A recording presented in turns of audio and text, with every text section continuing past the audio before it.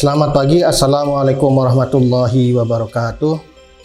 Teman-teman semua, hari ini kita akan mendiskusikan salah satu topik dalam mata kuliah kebijakan sosial dan perencanaan sosial, yaitu pelindungan sosial dan jaminan sosial.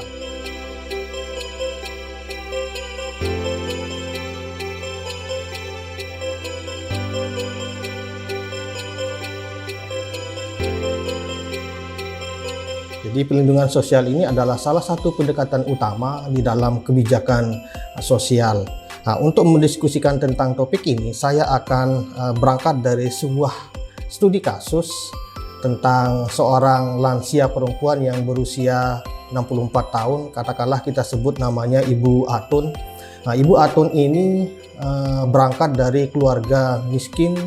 Dia itu mengasuh dua orang bibinya yang saat ini sedang berusia 84 tahun dan 90 tahun.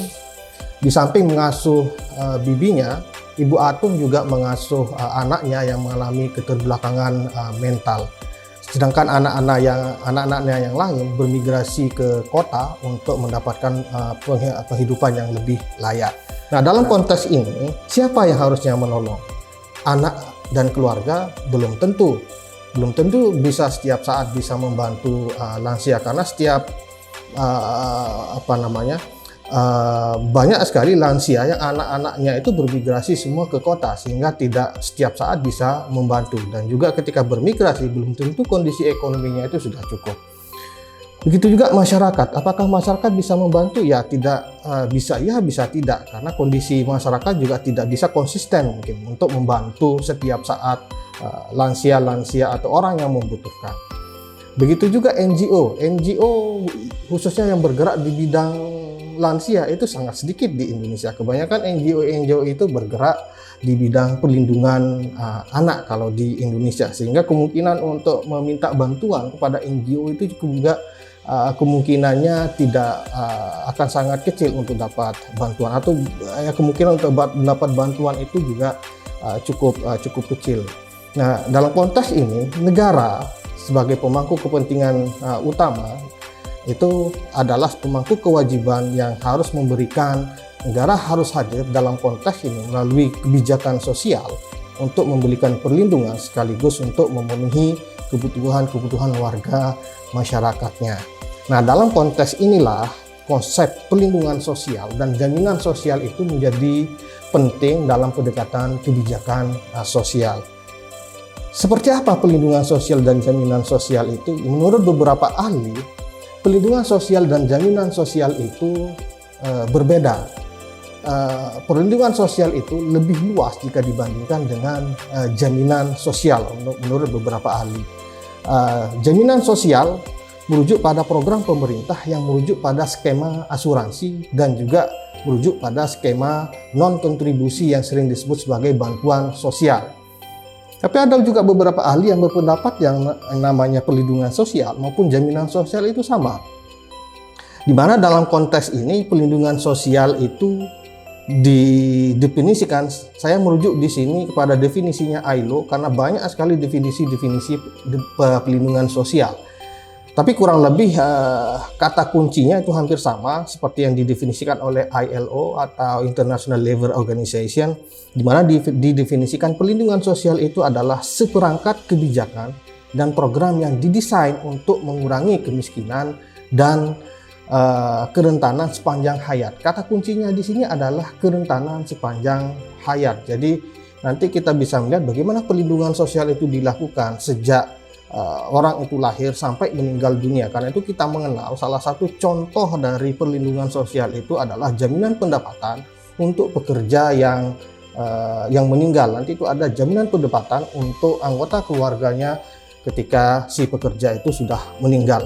Nah, itu yang pertama sepanjang hayat, dan juga kerentanan. Kata kunci yang kedua itu juga kerentanan. Kerentanan di sini banyak sekali definisinya. Kerentanan dalam hal spesifik dalam ketenaga kerjaan, misalnya ketika orang itu sakit, maka dia itu rentan untuk tidak mendapatkan penghasilan dan juga kemungkinan juga tidak bisa mendapatkan cuti dan lain sebagainya. Nah, perlindungan sosial di sini dalam konteks rentan ketika dia itu sakit, ketika pekerja itu melahirkan, ada konsep namanya perlindungan untuk mereka sehingga mereka dapat mendapatkan jaminan penghasilan dan juga cuti ketika mereka melahirkan atau ketika mereka sakit, itu secara umum. Nanti kita akan coba lihat bagaimana praktik perlindungan sosial itu dilakukan secara lebih rinci. Secara umum, perlindungan sosial itu dibagi menjadi dua. Yang pertama itu adalah perlindungan sosial formal. Nah, ini yang dilakukan oleh negara. Karena itu pendekatannya di sini adalah pendekatan sosial policy atau kebijakan sosial dalam konteks ini. Yang kedua itu adalah perlindungan sosial informal. Perlindungan sosial informal ini yang biasa kita kenal sebagai perlindungan sosial atau tradisional atau perlindungan sosial yang berangkat dari tradisi-tradisi lokal. Itu biasanya dilakukan oleh keluarga atau oleh masyarakat berdasarkan nilai-nilai yang dianut oleh suatu masyarakat. Nanti kita akan lebih rinci membahas tentang itu. Yang pertama itu adalah perlindungan sosial formal. Secara umum, perlindungan sosial secara formal itu dibagi menjadi tiga. Yang pertama itu adalah asuransi sosial, yang kedua itu bantuan sosial, dan yang ketiga itu adalah program ketenaga kerjaan. Nah, yang kedua itu adalah perlindungan sosial informal. Banyak sekali sebenarnya kalau tadi kita menggarisbawahi definisi dari perlindungan sosial informal itu adalah berangkat dari praktik atau nilai-nilai dari masyarakat lokal. Kita bisa melihat seperti zakat, sedekah, dan infak. Itu adalah salah satu bentuk perlindungan sosial yang dilaksanakan dan dipraktikkan di komunitas muslim. Misalnya bagaimana melalui zakat orang membantu orang yang membutuhkan, orang yang miskin supaya dapat hidup lebih layak.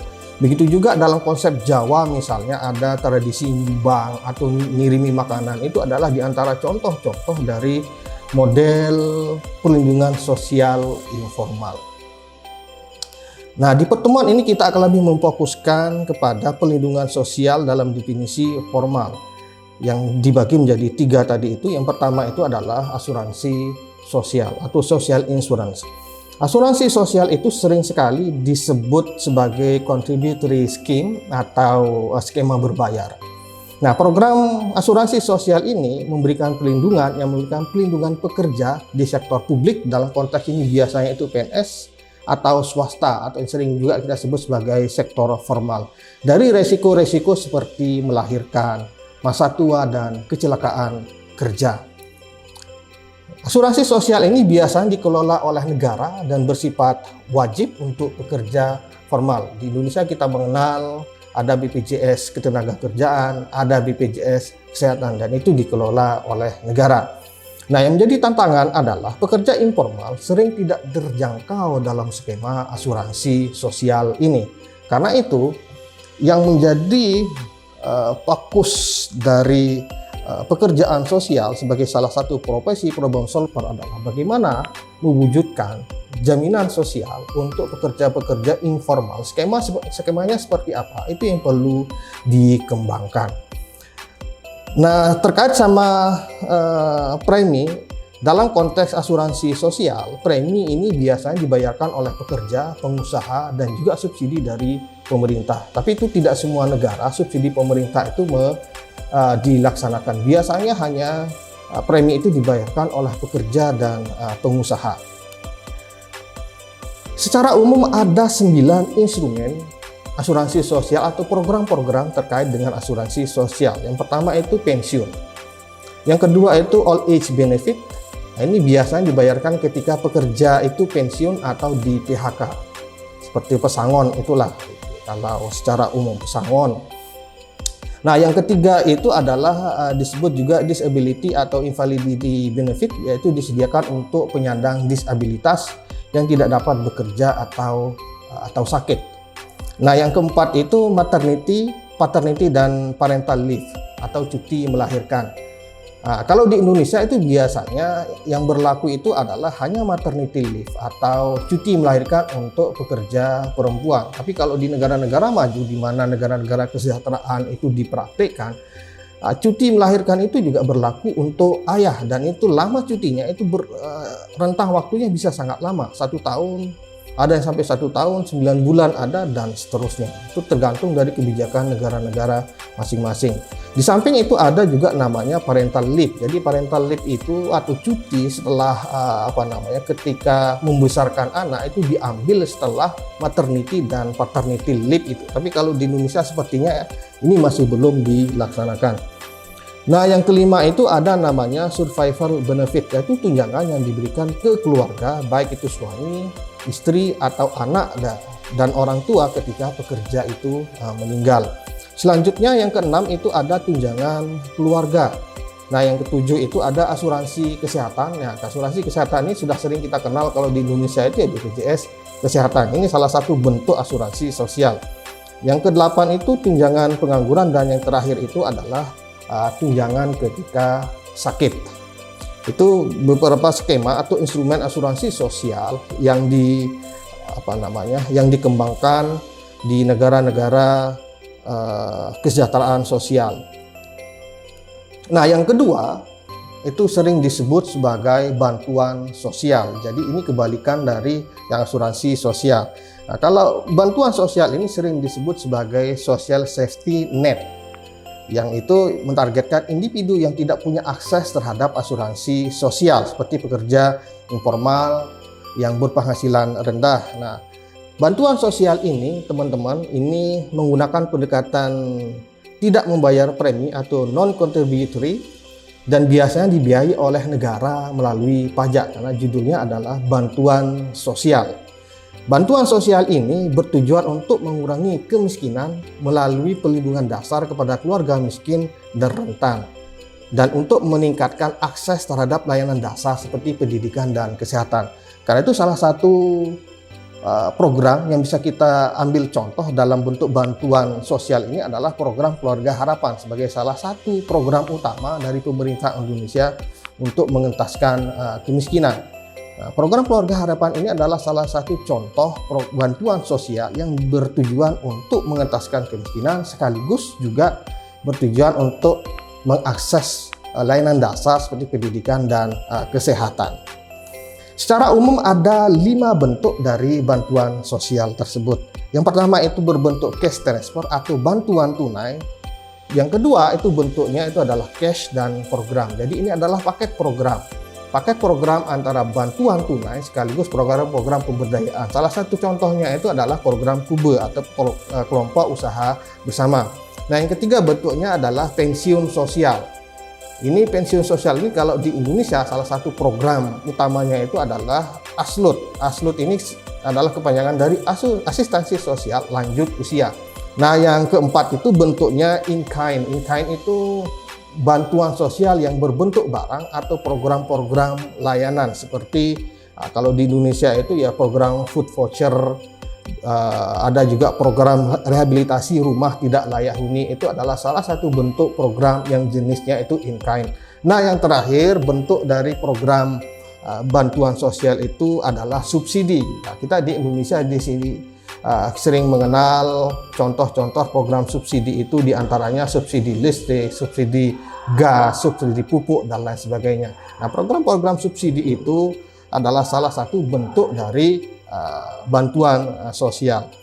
Nah, yang terakhir itu adalah labor market policies atau pelindungan ketenaga kerjaan.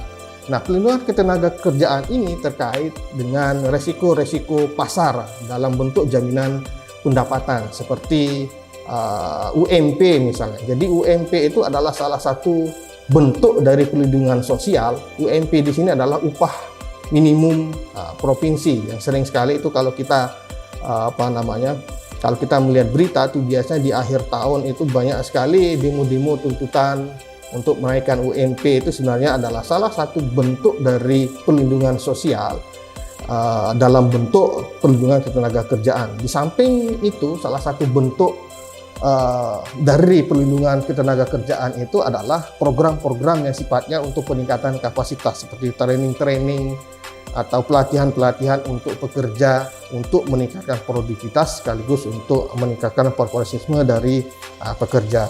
Nah, jadi itu kurang lebih sekilas tentang pelindungan sosial, bentuk-bentuknya, kita akan mendiskusikan lagi, memperdalam lagi bagaimana perlindungan sosial itu dilaksanakan di Indonesia di sesi selanjutnya.